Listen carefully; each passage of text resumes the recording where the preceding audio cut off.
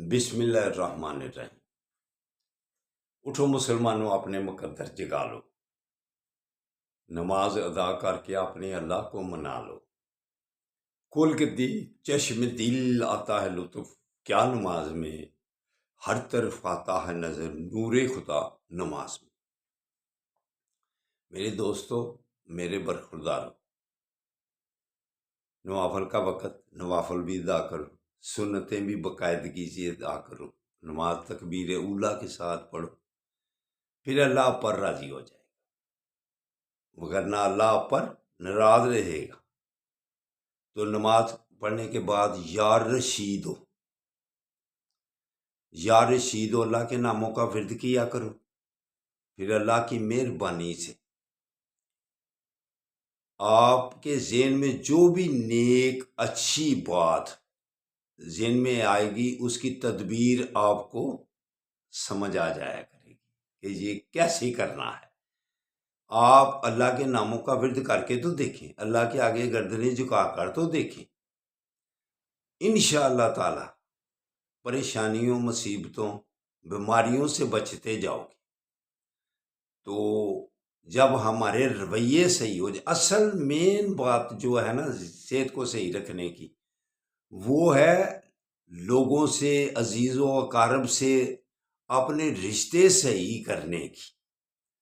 اگر منفی سوچ ہر وقت رہے گی تو یہ آدمی بڑے گناہوں کی طرف چلا جاتا ہے۔ جب ناراضگیاں بڑھتی جائیں تو الجھنیں بھی بڑھتی جائیں گی، صحت بھی ڈاؤن ہوتی جائے گی۔ کیوں کہ آپ نے منفی سوچ کو اپنے جسم میں پناہ دے دی ہوئی ہے۔ عزیزو اقارب سے اگر 3 دن تک آدمی ناراض رہے تو معافی مل جاتی ہے۔ 3 دن کے اوپر ہو جائیں تو آقا صلی اللہ علیہ وسلم کا فرمان علی شان، چوتھے دن گناہ شروع ہو جاتا ہے۔ تو جو ویسے ہی قطع تعلق کر لیتے ہیں عزیز و اقارب سے، یہ بڑے گناہوں میں شامل ہو جاتا ہے۔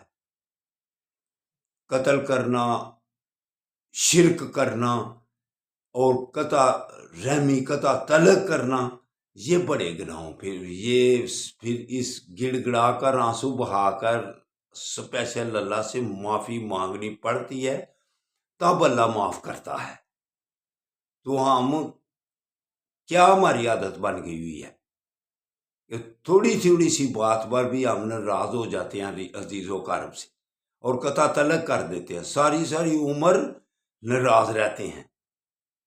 یہ بڑا گناہ آپ کے سر پر، ہمارے سر پر پھر ایسا مسلط ہوتا ہے کہ ہم اس کی معافی بھی کب پھر مانگتے ہیں۔ ایسے ہی زندگی گزر جاتی ہے تو ناراضگیوں میں ہی فوتگی ہو جاتی ہے۔ تو یہ میرے دوستوں، میرے برخورداروں، اس بات سے بچو، پھر دیکھو کیسے چین اور سکون سے زندگی گزرتی ہے۔ تو ناراضگیوں کو ہوا مت دو، آپس میں محبتیں پیدا کرو، تو پھر انشاءاللہ تعالی یہ جو ذہنی ٹینشنیں، یہ پریشانی ہیں، یہ سب اللہ کی مہربانی سے دور ہو جائیں گی۔ تو اٹھو، اٹھ کر اللہ اور اللہ کے حبیب کو راضی کر لو۔ السلام علیکم ورحمۃ اللہ وبرکاتہ۔